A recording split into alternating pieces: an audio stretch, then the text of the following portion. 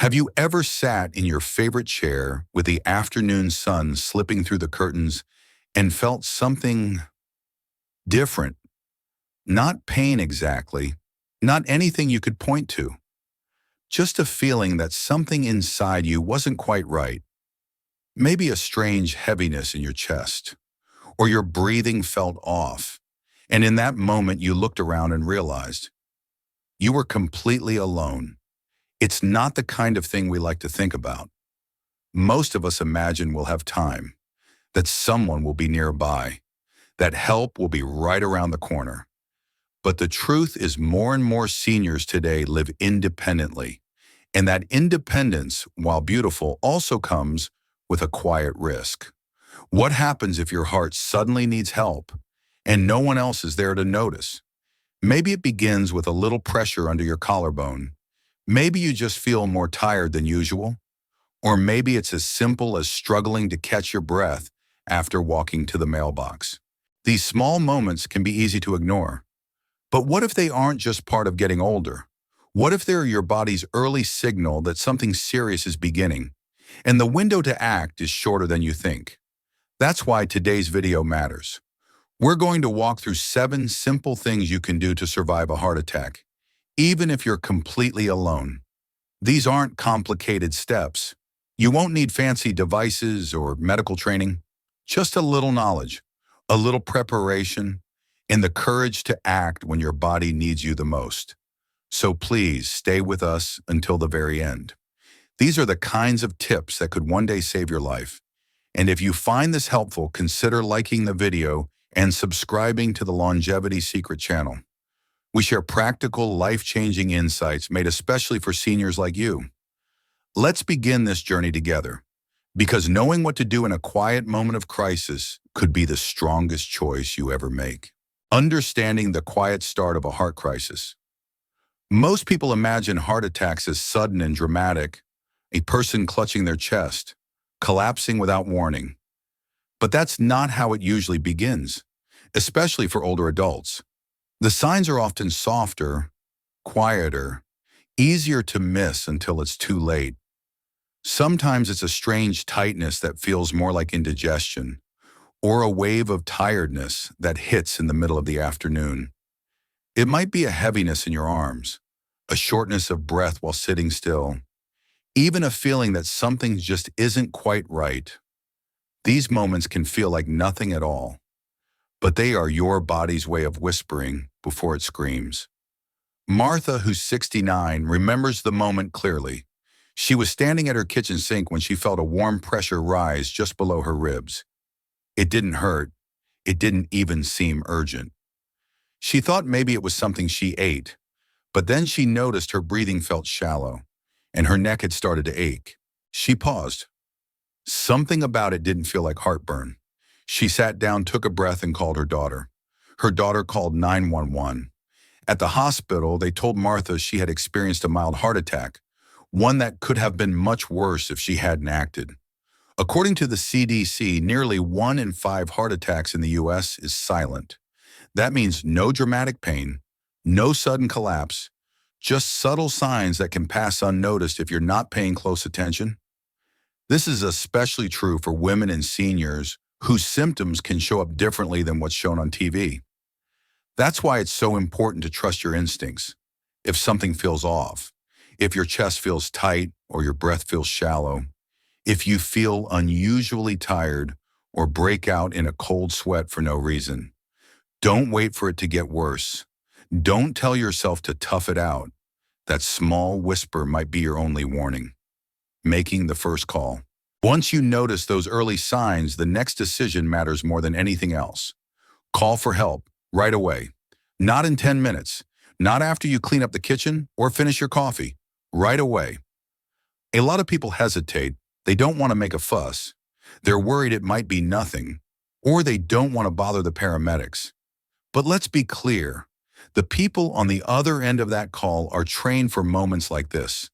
And if it turns out to be a false alarm, no one will be upset. But if it isn't, that phone call could be what keeps you alive. Walter, age 75, is a retired bus driver from Ohio. One morning he started feeling an odd tightness in his throat, not choking, just tight. His left arm felt tingly. At first, he thought he might be getting sick. Then he remembered something his doctor said during a routine checkup. If you feel anything strange in your chest or left arm, don't wait. Call. Walter dialed 911 and gave them his address. By the time the ambulance pulled up, his symptoms had worsened. But the EMTs were ready. They started care before he even got in the vehicle. The ER doctor later told him that his early call may have saved the muscle tissue in his heart. What many people don't realize is that heart muscle begins to die within minutes when it's not getting enough oxygen. The longer you wait, the more damage can happen. And if you try to drive yourself, you could pass out on the road or delay care even longer. That's why the emergency number is more than just a phone call. It's a decision to live. So keep your phone nearby. Make sure your address is easy to find. And if you live alone, consider learning how to use the emergency shortcut feature on your phone. You don't need to be brave in the traditional sense. You just need to act.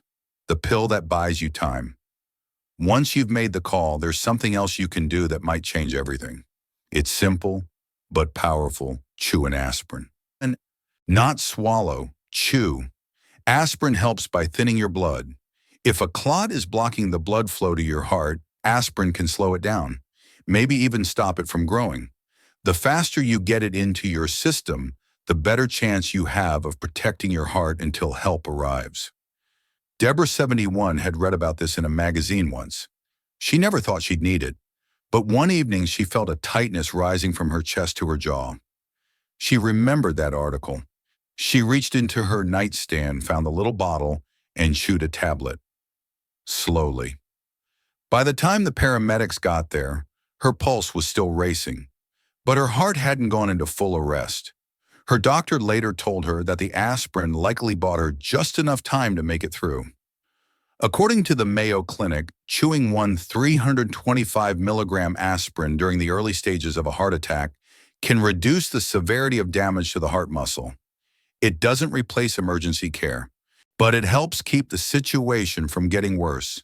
Make sure you have aspirin in a place that's easy to reach, not on a high shelf, not buried in a drawer, somewhere obvious. Tell your spouse, your children, even a neighbor where you keep it, and check the expiration date once a year. That tiny pill might be the quiet hero in your story. Let your body rest. Now that help is on the way, and you've done what you can. Your next job is to stop doing and just be still.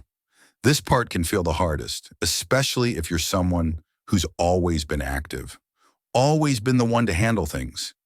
But when your heart is struggling, the best thing you can do is reduce the demand on it. That means no walking, no pacing, no trying to tidy up the house. Sit down, preferably in a chair with support behind your back and arms resting. Keep your feet flat. Breathe gently. If you feel faint, lie down on your side with a pillow under your head. Geraldine, 80, lives alone in a quiet suburb in Arizona. When she felt the ache in her chest and the shortness of breath, her first thought was to finish cleaning up the breakfast dishes. She didn't want her daughter to walk into a messy kitchen, but then she remembered what her doctor had said during a wellness class at the senior center. If your heart starts acting up, sit down. Everything else can wait. So she did. She sat in her recliner and focused on staying calm. The EMT said later that her stillness made it easier to stabilize her condition without pushing her heart any further. Stillness is not inaction, it's wisdom. It gives your body the best chance to hold steady, to protect the oxygen it has left, to give your heart a little more time to fight. And that might be exactly what you need. Make their job easier. If you still have enough strength, there's one more quiet act that can make a big difference. Unlock your door. It might sound small, but in an emergency, every second counts. And a locked door can delay the care you desperately need. Paramedics are trained to break in if they have to, but breaking down a door takes time. It can be loud, chaotic, even dangerous if you're near it. But if they can walk right in, they can begin helping you immediately. This was something Calvin, 77, thought about only after reading a story in the local paper. So when his chest began to tighten one Sunday afternoon, and he noticed the sweat on his forehead wasn't from the Arizona heat. He did two things. He called 911. Then he unlocked his front door. He lived in a condo complex where units all look the same. So he also turned on his porch light, even though it was daytime. When the EMTs arrived, they were able to find his unit, step right in, and start care. They later told him that the extra minutes saved might have prevented his condition from getting worse on the way to the hospital. It's not always possible to get to the door. If walking feels dangerous, don't force yourself. Your safety comes first. But if you can do it without putting strain on your body, unlocking that door is one of the most helpful things you can do, especially if you live alone in an apartment or behind a gate. Consider having a visible house number, a spare key with someone you trust, or even a lockbox if you're often by yourself. These quiet details may not feel urgent now, but in the middle of a crisis, they could change everything. Your phone can speak for you. Once you're seated or lying down, your phone becomes more than just a way to call for help. It becomes your connection, your voice, your bridge to those coming to help. That's why switching to speakerphone is so useful. It allows you to talk without holding the phone up to your ear. That small change can help you breathe easier. It also keeps your hands free so you can stay comfortable and alert. And if your voice starts to fade or you get too weak to speak, the dispatcher can still hear you. They might even hear clues in your breathing and your movements in the background that help them guide responders more effectively. But there's something else your phone might already have. Something even more powerful when you can't speak at all. It's called a medical ID. On most smartphones, you can set up emergency health information. This includes your name, birth date, medications, allergies, and emergency contacts. And it can be accessed from the lock screen. No passwords needed.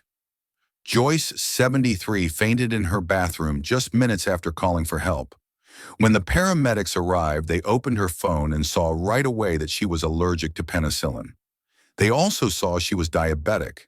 That changed how they treated her. And because she had added her daughter's number, they were able to call her and explain what was happening. Setting up your medical ID takes just a few minutes, but those few minutes can speak for you when you can't. Ask someone you trust to help you do it if it feels confusing. It's not about being tech savvy, it's about being prepared. Your phone isn't just for calling. In a moment of crisis, it becomes your lifeline, your voice, your story. Breathe like it matters. In the middle of a heart attack, fear can take over fast. The thoughts come racing in. What's happening? Am I okay? Will help get here in time. And before you know it, your chest is tighter. Your breath is faster. Your heart is struggling even more. But there's one thing you still control. One gentle, steady power you still hold. Your breath. Controlled breathing isn't about fixing the heart. It's about calming your body, slowing your nervous system, giving your heart a little more room to keep beating the way it needs to. The slower you breathe, the less oxygen your body uses, and the less your heart has to fight to keep up. Try something simple. Breathe in slowly through your nose. Count to 4. Hold for a second. Then breathe out gently through your mouth. Count to 6. Let that rhythm guide you, like waves, in and out. No need to force it. Just stay with it. Frank, 83, once learned this breathing pattern during a physical therapy session. He practiced it during stressful moments, while waiting in line, while sitting through long appointments. So when the moment came and his chest began to squeeze and the room felt like it was closing in, he remembered. He sat down. He breathed in and out, again and again. And by the time help arrived, his heart was still unsteady. But he hadn't gone into cardiac arrest. That breathing gave him just enough calm to hold on. You can practice this anytime, not just during emergencies. The more familiar it feels, the easier it becomes when it really counts. Think of it as a tool in your pocket, a quiet strength you can lean on. Your breath may not fix your arteries, but it can hold you steady until someone else can.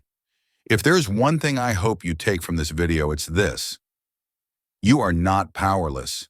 Even in the quietest moments, even when no one else is around, you still have choices, you still have tools, and you still have the strength to act. A heart attack is one of the scariest things a person can face alone.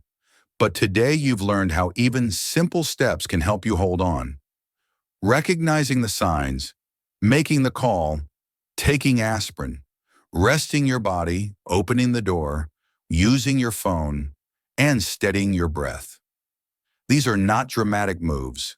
They're calm, steady, life-saving choices, and they are within your reach. Aging brings changes. Some we expect, some we don't. But the truth is getting older doesn't mean giving up control. It just means learning how to care for yourself in wiser ways. Being prepared is not fear. It's love. Love for your life. Love for those who care about you. And love for the years still ahead. You may live alone. You may feel more vulnerable than you used to. But knowledge is power. And today you've added 7 strong pieces of it to your life. So stay ready. Stay calm. Stay alive. Because even when your body wavers, your spirit can lead the way. If this video helped you, please take a moment to like it. Subscribe to the Longevity Secret channel for more caring, practical health insights made just for you. And we'd love to hear from you. Share a thought, a question, or even your own story in the comments below. Your words help others feel seen too. Thanks for spending this time with us. You're never alone on this journey. We'll see you in the next video. Take good care.